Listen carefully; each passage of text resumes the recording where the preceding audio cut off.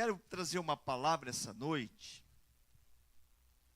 baseada no livro de Romanos, no capítulo de número 1, no versículo 17. Romanos, capítulo 1, versículo 17. Eu só vou ler o 17, o 16 também é maravilhoso,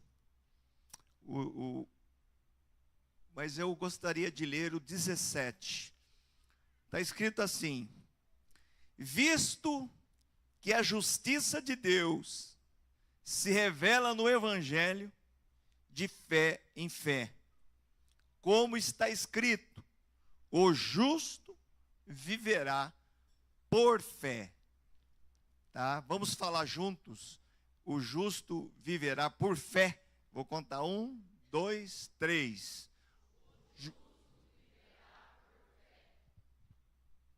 Vamos de novo, que foi fraquinho. 1, 2, 3.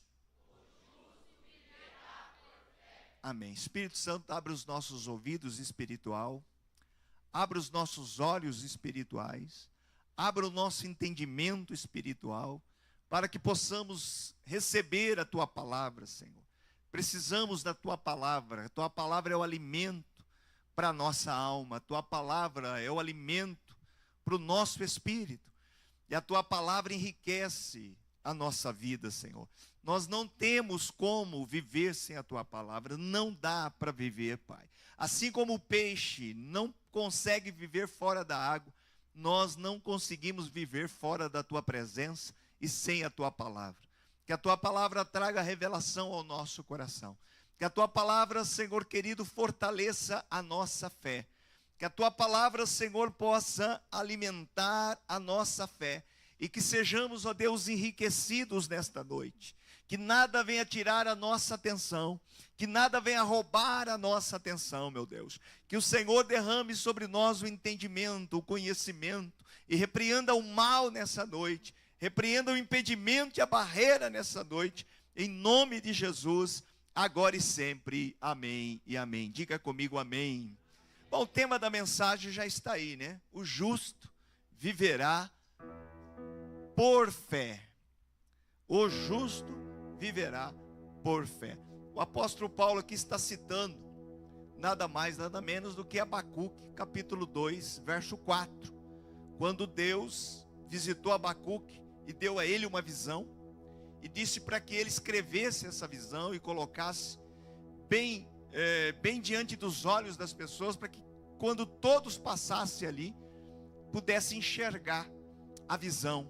Então, dentro desse contexto é que Paulo, ele trouxe essa palavra, né, esse versículo, que para mim é o coração do Evangelho. É o coração da palavra de Deus. O justo viverá por fé. Esse versículo, durante toda a sua existência, incendiou avivamentos, restaurou pessoas, levantou homens e mulheres, deu visão de grandes ministérios e grandes proezas. Porque a grande verdade é que a nossa vida como cristão tem que estar pautada nesse versículo. Tem que estar pautada nessa verdade. É a fé que nos mantém vivos. É a fé que nos mantém de pé. É a fé que nos impulsiona a andar por situações e circunstâncias das mais diversas enfrentadas por todos nós. É a fé que nos faz enxergar além do que os nossos olhos humanos conseguem ver. É a fé que nos faz ir além da nossa limitação. Paulo não está apenas ensinando uma doutrina, e também não está ensinando um costume para que as igrejas praticam. Não, Paulo não está ensinando apenas uma doutrina. Ele está revelando o estilo de vida daqueles que pertencem ao reino de Deus. Ele está revelando como que nós devemos viver nesse mundo. Como que eu e você, como cristãos, lavados no sangue de Cristo, devemos viver. Não é apenas uma doutrina, não é apenas um costume de igreja. Não, isso é um estilo de vida. Viver pela fé não é uma opção para o justo, é o único caminho possível. Viver pela fé ou por fé não é uma opção, é o único caminho. Não dá para você andar com Deus sem fé. Não dá para você viver em Deus sem fé. Não dá para você amar a Deus sem fé. A fé é o elemento fundamental na nossa estrutura física, mental e espiritual. A fé deve ser o fôlego de vida de todo cristão. E há momentos em que a nossa fé é testada. Há momentos em que somos provados no fogo, assim como Sadraque, Mesaque e Abednego foram provados ao ponto de eles serem sentenciados, mesmo que sendo homens justos, íntegros, tementes a Deus, eles acabaram passando pelo fogo. O fato de eu e você sermos de Deus, sermos justos, sermos amantes do Senhor, amantes da palavra de Deus, não significa que uma vez ou outra na nossa história não venhamos a passar pelo fogo. O fogo da prova, o fogo da tentação, muitas das vezes, o fogo do desafio. E é aí que a nossa fé, ela é testada. É aí que o nosso nível de comprometimento com Deus é testado. Dia a dia somos tentados a abandonar a fé. Semana a semana somos tentados a abandonar a fé. Mês sobre mês somos tentados a abandonar a fé. Muitas coisas acontecem na nossa vida que foge do nosso controle. Nós não controlamos a nossa vida, nós não temos domínio sobre a nossa vida. A nossa vida, ela não pertence a nós. Nós não conseguimos ditar sobre a nossa vida o que vai ser o amanhã. Nós só nos projetamos, nós planejamos e entregamos a Deus e dizemos: Senhor, cuida de mim, cuida da minha vida, cuida da minha família, cuida dos meus sonhos. Sem fé nós não sobrevivemos, mas com a fé nós vivemos.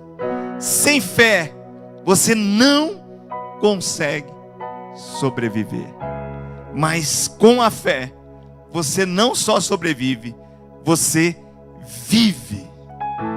Vive para Deus, vive com Deus, luta com Deus, batalha com Deus e vence com Deus. Vamos entender um pouco o contexto em que Paulo escreveu esses versículos.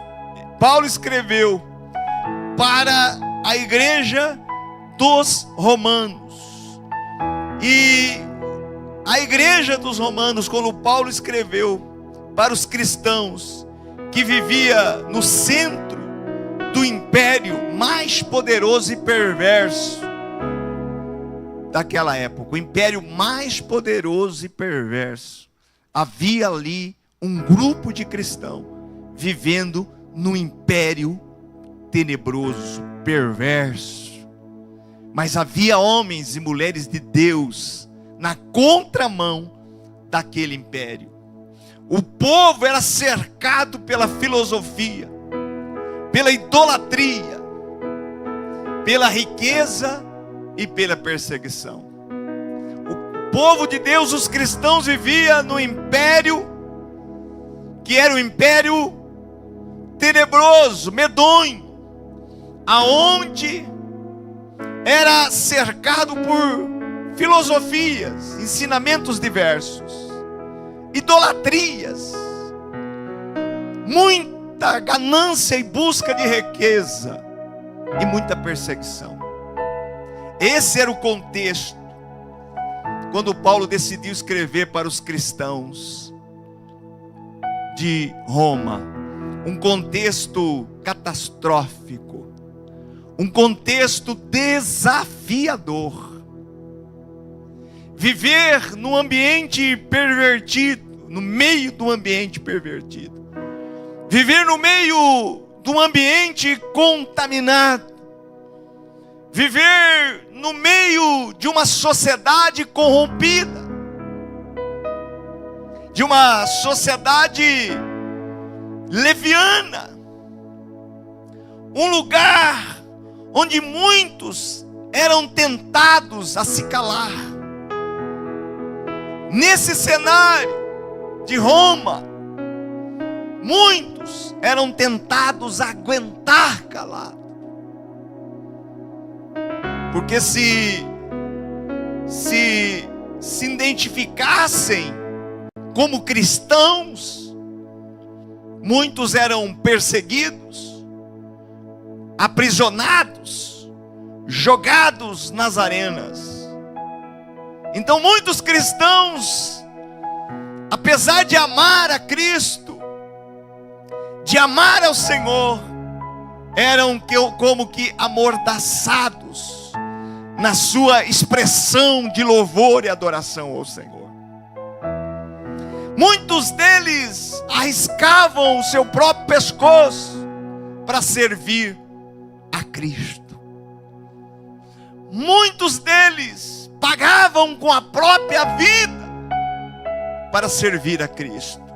Esses dias eu recebi um vídeo e nesse vídeo, com muita tristeza, falava de 30 cristãos, dentre eles alguns pastores, que fora perseguido acho que na Nigéria, se não me engano, e foram mortos. Igrejas foram queimadas agora, mês passado. Igrejas foram invadidas e foram queimadas.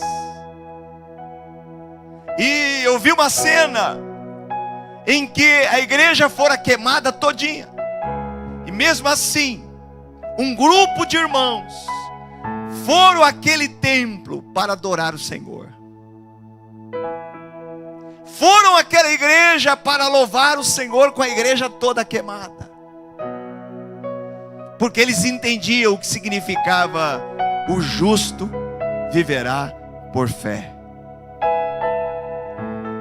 Eles não tinham mais as paredes, não tinham os telhados, só tinha cinza. Mas eles perderam o prédio, mas não perderam a sua fé. Então Roma era um lugar de tentação, um lugar em que os cristãos tinham que ter cuidado no que falava. Era um lugar de muita ganância, de muita traição, em que não se podia confiar no vizinho, não se podia confiar em alguém da própria família, que esse alguém poderia denunciar que era um cristão. Um ambiente catastrófico. E Paulo então disse: o justo viverá por fé. Paulo diz: somente uma vida vivida pela fé pode permanecer firme nesse mundo. Somente uma vida firmada na fé pode permanecer firme nesse mundo. E penso eu que assim como em Roma, nosso mundo hoje também está cheio de distrações, pressões e proposta. Por isso nós precisamos dessa palavra, assim como os romanos obtiveram essa palavra, essa revelação que é o coração do Evangelho.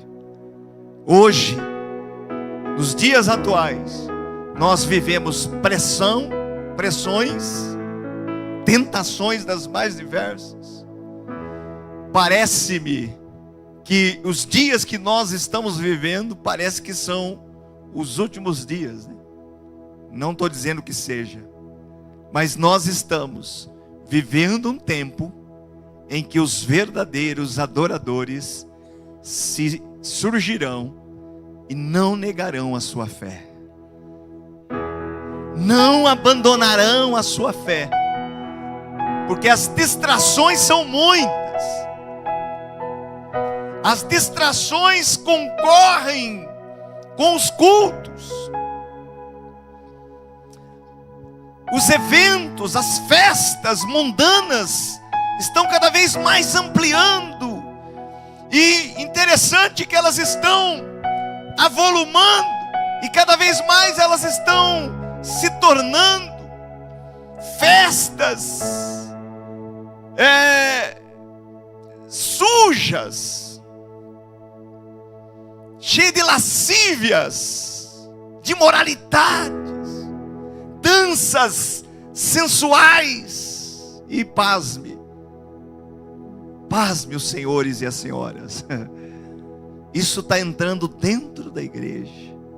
O mundanismo está entrando na vida de muitas famílias cristãs, muitos lares cristãos, na vida de muitos jovens cristãos, moços e moças cristãs, que estão com os pés em duas canoas, não tem uma fé legítima, porque a distração e as propostas do mundo para seduzir estão sendo mais fortes, e a rasura da fé de muitas pessoas, que é uma fé rasa, é uma fé na superfície, tem feito com que elas tenham se deixado levar pelos prazeres do mundo, pelos prazeres da carne. Então somente uma vida vivida pela fé pode permanecer. E o que significa justo, segundo a palavra? O meu justo viverá por fé. Mas o que significa o justo? O justo é a pessoa intocável, é a pessoa extremamente perfeita, é a pessoa extremamente santa. Não, o justo não significa ser perfeito e sem erro, porque o único que foi perfeito e não teve nenhum erro, ele já não está mais no nosso meio.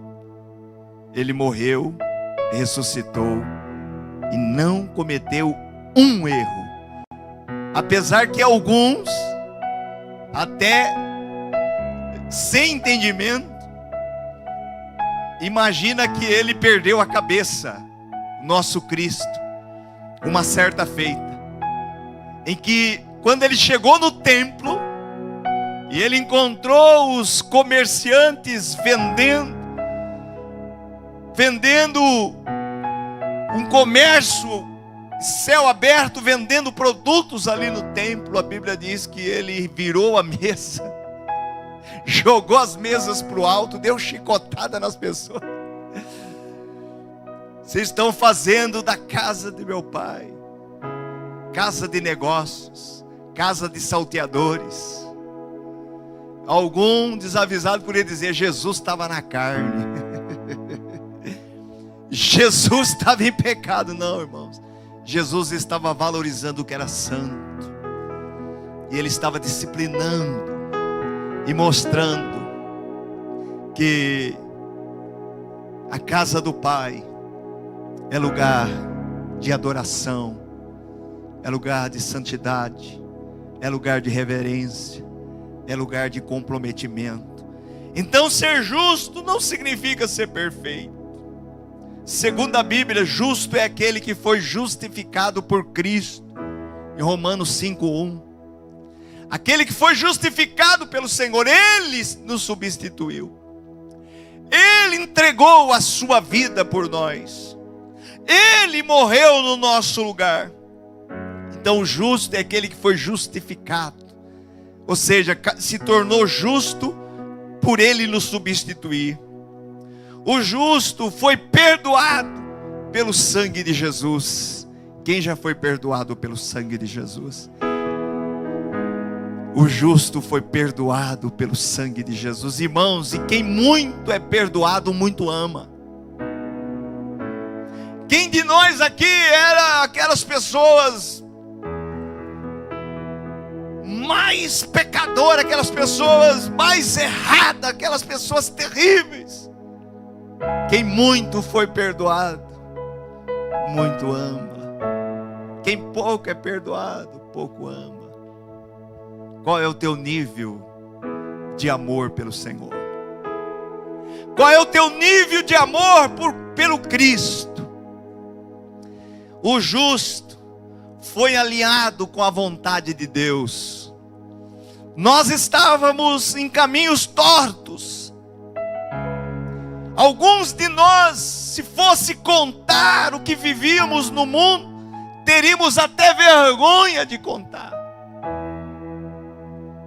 Se alguns de nós fôssemos abrir o nosso mapa da nossa vida ou a nossa história, teríamos vergonha de algumas coisas que fizemos. Eu confesso para você, querido, que eu tenho vergonha de algumas coisas que eu fiz lá fora, no mundo. Algumas coisas a gente tem vergonha. Meu Deus, eu me submeti a isso. Meu Deus, eu fiz isso. Eu sei que você está curioso, mas não vou dizer que é não. Tira o cavalinho da chuva. Isso foi lá no mundo, quando adolescente. Mas quando eu fui justificado por Cristo, perdoado pelo sangue de Jesus, eu fui alinhado à vontade de Deus. Agora, como disse o apóstolo Paulo, já não sou mais eu quem vivo, mas Cristo vive em mim. Eu já não vivo mais segundo o curso desse mundo, segundo o curso dessa vida. Eu vivo segundo a vontade de Deus. Você foi alinhado. Você estava com a vida torta. Você estava desalinhado. O Senhor veio na sua vida, o Espírito Santo veio na tua vida, te convenceu que você era um pecador. E você recebeu a Cristo, o sangue de Jesus te perdoou. Você se tornou justo e você estava desalinhado. Lembra da musiquinha? Do hominho torto? Como é que era? É um hominho torto, como é que é? Era um homenzinho torto que andava no caminho torto, que tinha uma vidinha torta, não sei mal o que. Mas um dia o homenzinho a Bíblia encontrou, e tudo que era torto Jesus endireitou. Era um jamilzinho torto, que andava num caminho torto, mas um dia a Bíblia encontrou. A palavra veio ao meu alcance, a palavra veio ao meu coração, a palavra mostrou o meu valor, a palavra me revelou que existem os céus e o inferno, a palavra me revelou que Jesus Cristo é o caminho, a verdade, a vida, que ninguém vai ao Pai senão por Ele. A palavra me revelou que se eu me manter na desobediência, na rebeldia, eu iria para o inferno, mas se eu me manter íntegro e me entregar ao Senhor de coração, eu iria para o céu, ou vou para o céu. Quem quer ir para o céu aí? O céu deve ser o nosso destino, o céu deve ser a nossa meta. O céu deve ser a tua meta principal. Eu vou lutar para ganhar dinheiro, eu vou lutar para ter um emprego melhor, eu vou lutar para ter uma casa boa, mas se eu não tiver, a minha meta maior é ir para o céu.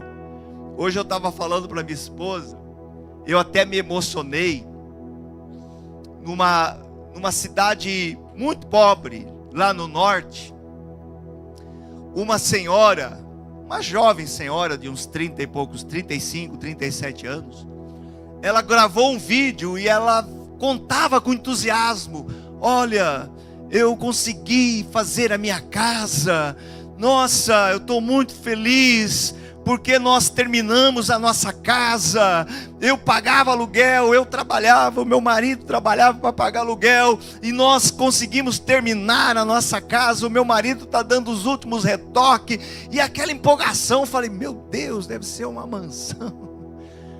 Hora que ela filmou a casa, era uma casa feita de barro, com paus assim, toda de barro, com telha de eternite e o chão batido assim, com chão concretão batido. Ela dizia, olha o que Deus me deu. E ela disse, ela dobrou o joelho e falou, Senhor, muito obrigado, porque até outro dia nós estávamos, eu e meu marido, pagando aluguel, agora estou aqui na minha casa própria. Oh, queridos, para quem não tem nada, é um palácio, é uma riqueza. Eu quero dizer para você que você tem muito mais do que mais de metade do Brasil, ou quase metade do Brasil, porque, queridos, existe muita gente que não tem nem o básico, não tem água potável para tomar, não tem esgoto encanado, não tem chuveiro para tomar banho. Isso é aqui no Brasil, não estou falando da África não. Aqui no Brasil não tem um chuveiro elétrico para tomar banho. A água que eles tomam são água contaminada. Eles moram naquelas, acho que é parafita que fala, eles moram naqueles lugares em que o esgoto passa assim, céu aberto. Aquele monte de casinha feita de tábuas, uma próxima da outras. E quando aquilo inunda, o esgoto entra dentro da casa. Eu estava dizendo hoje para mim mesmo e para o Espírito Santo, eu estava dizendo, Senhor, como que a gente é ingrato, como que a gente nunca está satisfeito, como que a gente quer muito, só quer ter, e como que a gente agradece muito pouco. Não estou dizendo, irmãos, que você não deva sonhar grande, não estou dizendo que você não deva almejar grandes coisas, não estou dizendo isso, mas eu estou te dizendo uma coisa, que você aprenda a ser contente, que você tenha contentamento, e que você agradeça se você tem um teto para morar, uma cama para dormir, se você tem um chuveiro elétrico para tomar banho, uma geladeira elétrica para guardar, tem que ser, uma geladeira para guardar os seus alimentos, que você levante as mãos para os céus e diz, Senhor, eu estou melhor do que parte da multidão, parte das pessoas desse país. Ser justo é andar em retidão, não de aparência, mas em relacionamento. Ou seja, ser justo é todo aquele que nasceu de novo. Se você está em Cristo, você é justo, não pelo que você fez, mas pelo que Ele fez por você. Se você está em Cristo, você é justo, não é por causa daquilo que você fez, mas é pelo que Ele fez por você. E Ele fez muito por mim e por você. Aleluia! Ele fez muito por mim e por você.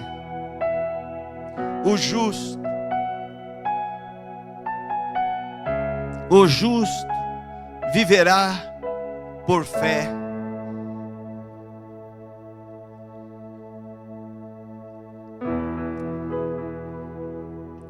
Que é viverá. O justo viverá por fé. O que é viverá?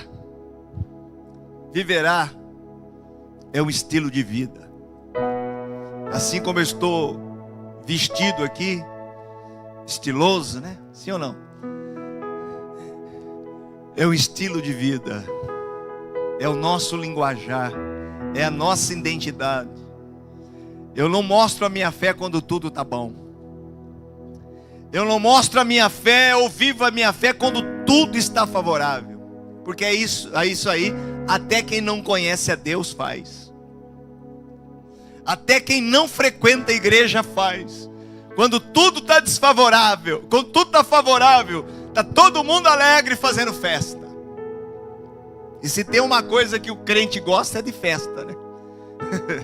Como que o crente gosta de festa? Gosta de comer. Eu gosto de comer, irmão. Quem gosta de comer aí? Tem uma festinha, tem um evento, vamos comer. Faz parte, né? Então, se tem uma coisa que nós gostamos é de festa. Mas viver o estilo, viver a fé, você não mostra ela quando tudo está favorável. Você mostra estar firme com o teu Deus quando tudo começa a dar errado. Você já viveu algum período, algum episódio na tua vida que tudo que você fazia dava errado? Você ia arrumar a pia do banheiro, tinha só um probleminha para arrumar. A hora que você ia mandar arrumar, o encanador lá encontrava outros problemas. Leva o carro na mecânica para trocar o óleo. Chega lá, o camarada começa a falar, quebrou não sei o que, quebrou não sei o que, quebrou não sei o que. Quanto fica? 2.000. Ou você arruma, ou guarda o carro na garagem. Meu Deus do céu. Você vai pescar e o anzol enrosca na tua mão.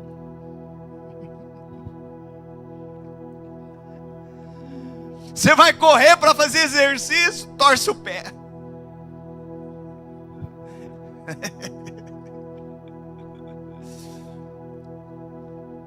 Você vai passear com a família. Você compra pela internet, chega lá. Você pensa que é um hotel 4 estrelas, chega lá, é um hotel 0 estrelas. Tem aqueles dias, irmão, tem aquela fase na vida da gente que dá tudo errado. Aí alguém diz assim, né? Pelo amor de Deus, pastor, quanto eu mais oro, mais assombração aparece. Mas é que você tem que orar. É aí que você tem que mostrar a tua fé. É aí que você tem que dizer, eu vivo por fé. Então viver por fé é um estilo. Paulo não diz o justo sobrevirá pela fé, ele diz o justo viverá. É viver. Em outras palavras, a fé não é um evento, é uma jornada. A fé não é um acontecimento, é uma jornada. Eu gosto daquele versículo que Paulo diz lá em Timóteo, né? Já no fim da sua vida, já para morrer, ele disse, eu combati um bom combate. Eu terminei a carreira, mas eu guardei a minha fé. Ninguém tirou a fé do meu coração. Ninguém tirou a minha fé. E se formos analisar os nossos problemas, as nossas lutas, com o que Paulo viveu, eu acho que nós não chegamos a 10%. Se você estudar as cartas de Paulo, as experiências de Paulo, você verá que nós não vivemos 10%. Quem aqui já foi preso por causa do Evangelho? Ninguém. Ninguém foi preso por causa do Evangelho. Quem aqui tomou chicotada, chibatada por causa do Evangelho? Ninguém. E outras coisas mais. Então, não é um evento, é uma jornada.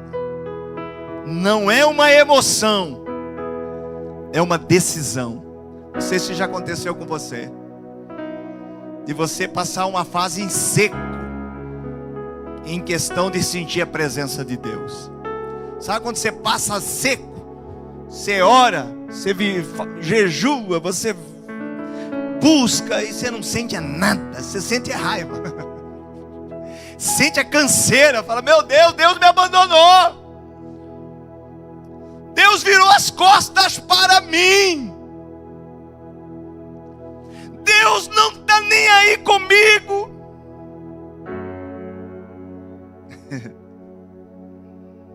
Ah, como é ruim essa fase, querido. Você não derrama uma lágrima, você não consegue chorar na presença de Deus, você não consegue sentir, você fala: Senhor, será que eu estou em pecado, Senhor? Você começa a questionar: Senhor, o que está acontecendo, Senhor? E você não sente.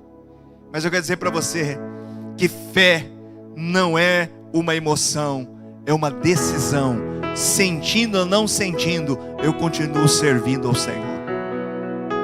Vendo ou não vendo o resultado, eu continuo servindo ao Senhor. Eu sirvo não pelo que Ele pode me dar, eu sirvo pelo que Ele é, pelo que Ele representa para mim. Fé não é apenas para o culto de domingo, é para segunda-feira, terça-feira, quarta-feira, quinta-feira. É para quando sentar lá no seu serviço, encontrar um monte de ímpio, um monte de gente que tira o sarro, que fala palavrões, e você entrar lá com fé e sair de lá com fé. Fé não é só para o culto de domingo, fé é para todos os dias, é um estilo de vida, é ter fé e manter a fé na hora boa, mas principalmente na hora difícil. Fé é respirar esperança quando o mundo respira medo. É respirar esperança quando o mundo respira medo. E cá entre nós, quando nós começamos a pensar no amanhã, a pensar no futuro, entra um medo no coração? Não entra? Ou é só comigo? Meu Deus, como é que vai ser do meu filho? O que vai ser de mim amanhã? E aí você tem que parar e pensar e dizer: medo pode sair do meu coração, porque a minha vida está na mão do Senhor. Agindo Deus, quem impedirá? Se Ele quiser que eu viva, eu viverei. Se Ele quiser que eu morra, eu morrerei. Se Ele quiser que eu prospere, eu vou lutar para prosperar. Se Ele quer que eu viva com pouco, eu vou viver. Mas eu quero continuar vivendo para Ele. Então entenda isso. Fé é você manter a esperança quando o mundo respira medo. Quero dizer para você que os nossos olhos não estão vendo uma resposta. Eu quero dizer para você que você está diante de uma incerteza na sua vida, que você está diante do medo. Mas eu quero dizer para você que a tua fé vai expulsar esse medo, e que a fé vai mover você, e a fé vai te levar você para o próximo nível. E se Deus quiser, Ele faz na tua vida.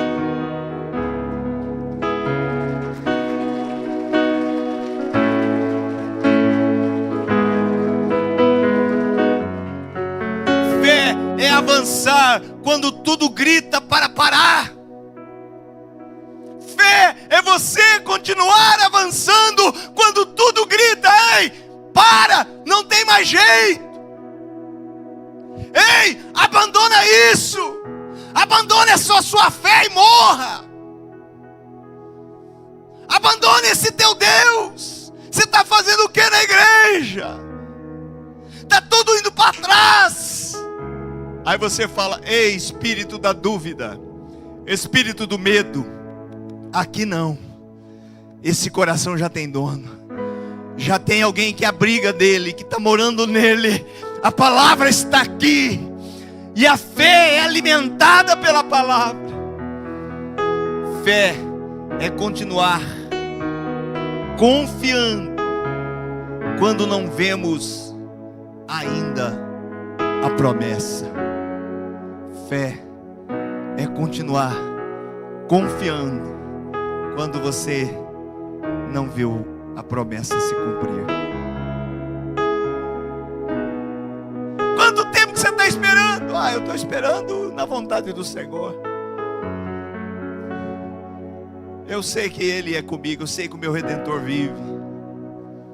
Antes eu o conhecia de ouvir falar, mas hoje eu conheço de com Ele andar.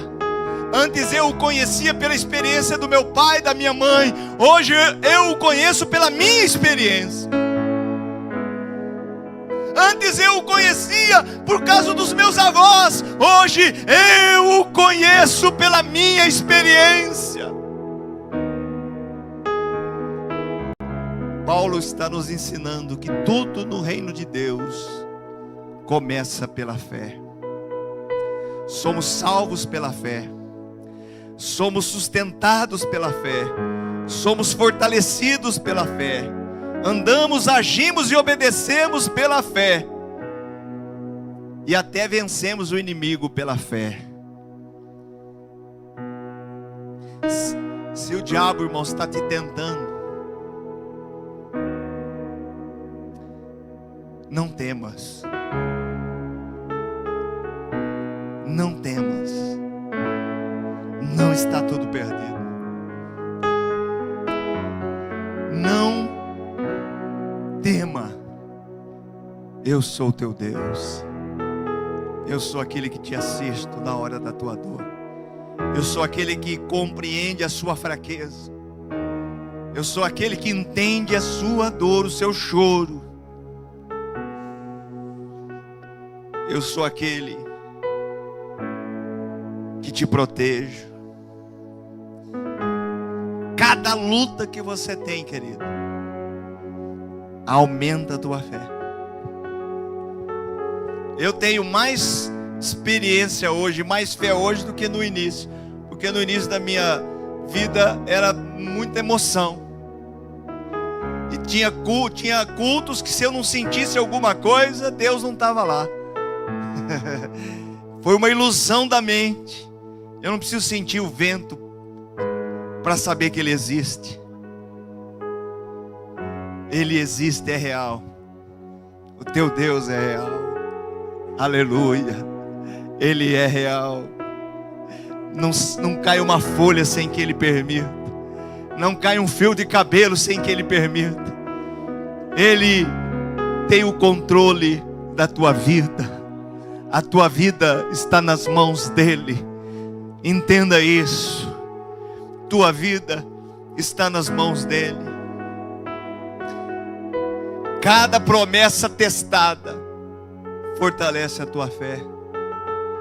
Cada deserto que você se mantém vivo aumenta a tua fé. Cada crise que você vence aumenta a tua fé. Cada resposta que você alcança diante da dor aumenta a sua fé. Cada tempo tenebroso que você vive e você suporta aumenta a tua fé. Porque a tua fé não está em homens, em sistema, em pessoas. A tua fé está no autor da vida. Quando alguém diz assim: eu não aguento mais, eu vou abandonar Deus. Ora, eu digo que essa pessoa, ela se deixou vencer pelas forças do mal e ela perdeu a sua batalha e o inimigo conseguiu destruí-la. O justo não vive pelo que sente, pelo que vê, pelo que o mundo diz, pela lógica, pela circunstância. O justo vive pela fé. Se você está passando pelo deserto, viva pela fé. Se está esperando uma promessa, viva pela fé. Se está lutando contra gigante, viva pela fé. Se está enfrentando portas fechadas, viva pela fé. A fé não apenas sustenta o justo, a fé define o justo, a fé molda o justo, a fé guia o justo. Não sei o que você está enfrentando ou está passando, mas passe com a fé, pela fé. Você vai ter história para contar. Você vai ter experiências para contar. Você vai dizer: olha, em 2010 eu vivi esta crise, mas eu estou aqui em 2025 e continuo de pé. Olha, em 2011 eu vivi essa crise, eu vivi essa história, mas eu continuo aqui para contá-la. Você vai ter história para contar. Sabe por quê? Porque você vai sobreviver. Você não vai morrer nesse deserto. Você não vai morrer. A tua sepultura não é nesse deserto. Você vai ter história para contar. Há tantos anos atrás eu vivi essa depressão. Eu vivi esse abandono. Eu vivi essa doença. Eu vivi essa perca. Mas eu continuo aqui para contar a minha história.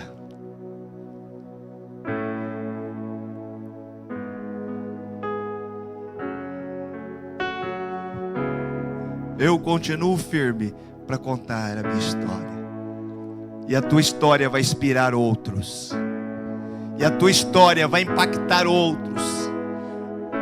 Os gigantes que você vence vai te dar maturidade, vai te dar estrutura, vai te dar qualificação, e você vai poder inspirar outros, e outros, e outros, e outros. Quando a gente se reúne com pastores, né, e os pastores começam a contar suas lutas, aí a gente fala: eu já passei por essa. Essa eu já vivi também. O pastor Levi esteve aqui terça, né? Ele estava contando algumas coisas que ele viveu, alguns abandonos que ele teve. Eu dizia: pastor, todos nós estamos no mesmo barco. Todos nós estamos sujeitos a tais coisas, mas nós estamos aqui para contar a história. Só tem história para contar quem passou por ela e se manteve de pé. Você vai inspirar pessoas. Você vai inspirar outros. Porque a tua história mostra que você tem fé. Fé em Deus. E que você acredita que Ele está contigo. E que não há ninguém que vai te tirar do caminho. A tua fé que você vai viver vai inspirar pessoas. Vai impactar pessoas, vai atingir pessoas, vai mover pessoas. A tua fé vai contar para os outros que o teu Deus é real, é verdadeiro. Aleluia. Você pode não ter ouro nem prata, mas se você tem fé, você é rico. Amém? Vamos nos colocar de pé. O justo viverá por fé. Lá em Romanos, aliás, em Hebreus, no capítulo de número 10, no versículo 38 e 39, diz assim: o escritor aos Hebreus usou o mesmo versículo que Paulo usou de Abacuque 2:4. Ele disse: Todavia, o meu justo viverá pela fé. E se retroceder, nele não se compraz a minha alma. Se ele voltar para trás, a alma do Senhor não se alegra nele.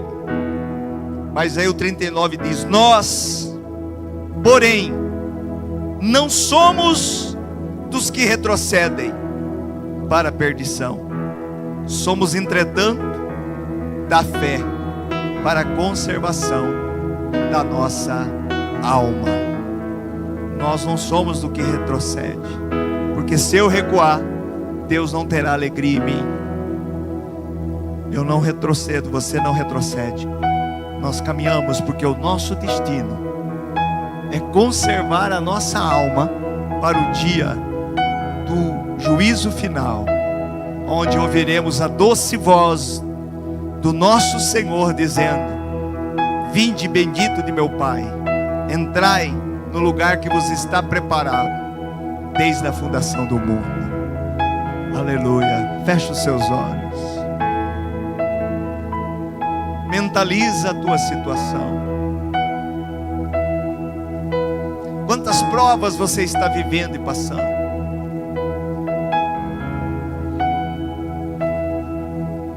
Quantas vezes você pensou em desistir? Pensou em parar? Quantas vezes você pensou em recuar? Eu sei que foi muitas. Eu não sou idiota em achar que só eu tenho luta. Não, você tem também. Sua fé já foi testada muitas vezes. A sua vontade de parar foram tantas. Mas escuta o que o Espírito Santo te diz. Nós não somos como aqueles que retrocedem. Nós somos como aqueles que conservam a nossa alma para o dia da nossa salvação final. Você não vai dar ouvido para... Você não vai dar ouvido para as vozes contrárias. Você não vai dar ouvido para as vozes negativas. As vozes que querem te confundir. Você vai ouvir a voz do Espírito, que diz para você: filho meu, filha minha, caminha sobre a minha palavra, caminha sobre as minhas promessas, caminha sobre a minha palavra, que eu sou teu Deus, que eu te assisto na hora da dor. Ah, queridos, eu sei que há momentos na nossa vida que a dor é tão grande que deixa cicatriz. Mas eu sei também que Jesus é o nosso remédio. É aquele que cura as nossas dores, que cura as nossas feridas. É aquele que não nos abandona, que está conosco e que não vai deixar desistirmos.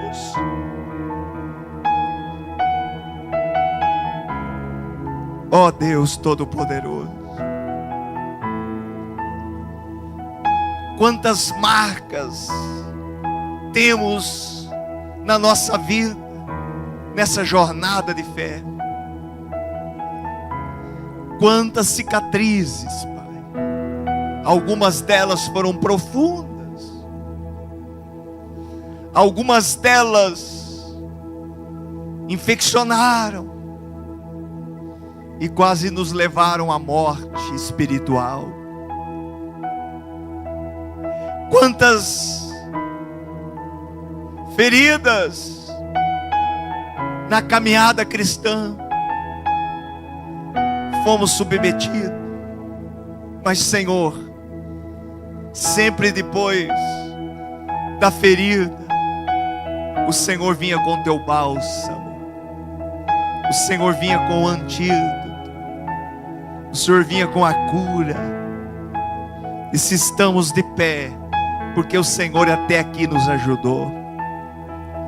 se passamos pelas provas, porque o Senhor nos ajudou, e o Senhor esteve presente nos momentos mais difíceis da nossa vida, e o Senhor está presente na vida do teu filho. Ele vai ter história para contar para os filhos dele, para os netos. Ele vai ter história para contar para os ímpios, para os amigos, porque só tem história para contar quem viveu, só tem experiência para contar quem viveu. Fortaleça a fé do teu filho, Senhor. Renova a fé do teu filho, Pai. Renova, Senhor. Afasta esse medo. Afasta esta prisão maligna, essa dúvida, Pai. O Senhor fala ao meu coração que algumas pessoas aqui com muita dúvida, que a dúvida está te destruindo por dentro. Pai, eu estou repreendendo essa dúvida que está destruindo o teu filho. Oh meu Deus, ele chora escondido para que a mulher não vê, para que a esposa não vê.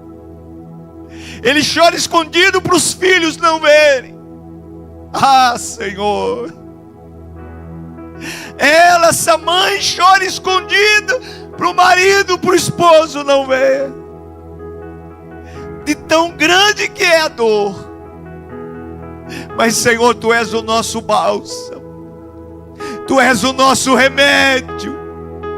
Tu és a nossa cura. Tu és a nossa força. Tu és aquele que nos coloca de pé. Tu és aquele que nos revigora. Tu és aquele que nos anima. Essa tempestade vai passar, Senhor. Esse vendaval vai passar. Ainda que causou algum estrago, o teu filho vai reconstruir a sua história. A tua filha vai reconstruir a história dela. E maior será a glória da segunda casa do que a primeira, Senhor. A experiência será maior, a maturidade será maior, a estrutura espiritual será maior. Porque o lombo do teu filho está sendo forjado no chicote das lutas. O couro está ficando duro.